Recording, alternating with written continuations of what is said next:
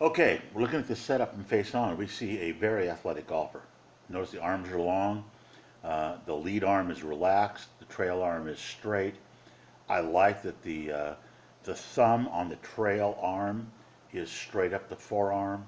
The back of the lead hand is to the target. He's got his trail hand turned maybe 40, 45 degrees, not overly done. Palm is kind of at the target. Let's go ahead and advance this a little bit at a time to see what's going on. But we're starting from a good place. Now what we have here is the power line. What we want to do is we want to turn the lead shoulder past that green power line. Let's watch the takeaway, see if he stays nice and still. The head needs to stay on the power line. I love the last look at the target just by kind of tilting the head, turning the head a little bit. He's really focusing, isn't he?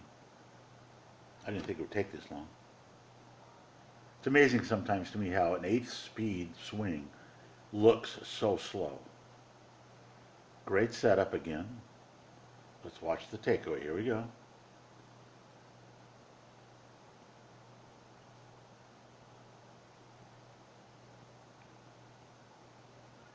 It's moving. You can see his pants legs, shorts legs rattling in the wind.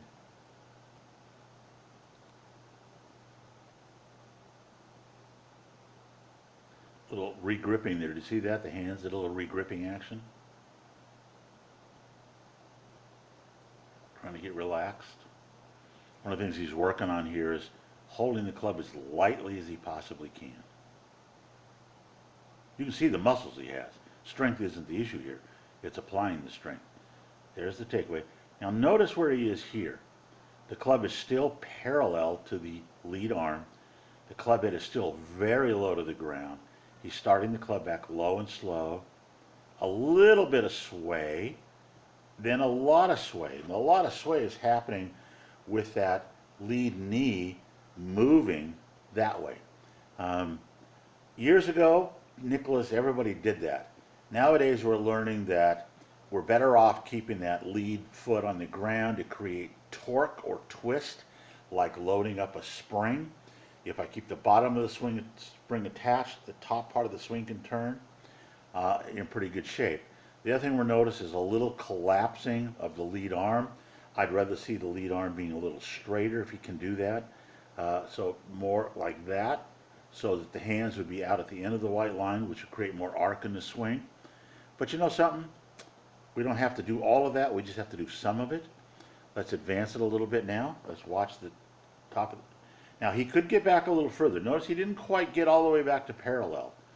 That's because instead of getting the hands out long, so at this point now the hands would be up here, the club would be more parallel. You'd get a little more wrist hinge. Some of that's just tightness in the shoulders. We can live with a shorter backswing. Some of the greatest golfers of all time had a short backswing, but we can't live with his swing off the green line. Let's watch the forward part of the swing. He's shifting the hips down into the green line. See that? Got a nice shift into the green line. That's the power line. Pulling through. Let's back it up just a hair. We'll see a little buckling right about in here of the lead elbow.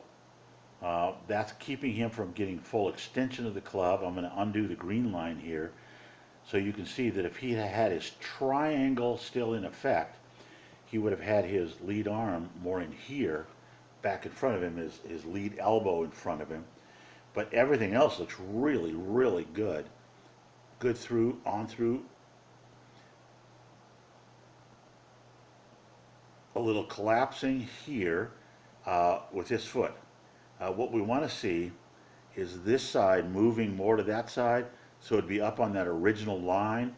And if I draw that original line back in green, it's going to be up in here. So what we want to do is we want to end up with the trail hip, trail shoulder, and trail ear all the way up onto that line, so we're creating maximum momentum. But you know something? This is a golf swing that's going to be able to play in mid-80s, low 80s, maybe even into the 70s if he's got a good short game. You don't have to beat yourself up to swing like a pro. Remember, they're only 10 or 11 strokes better than an 80s player.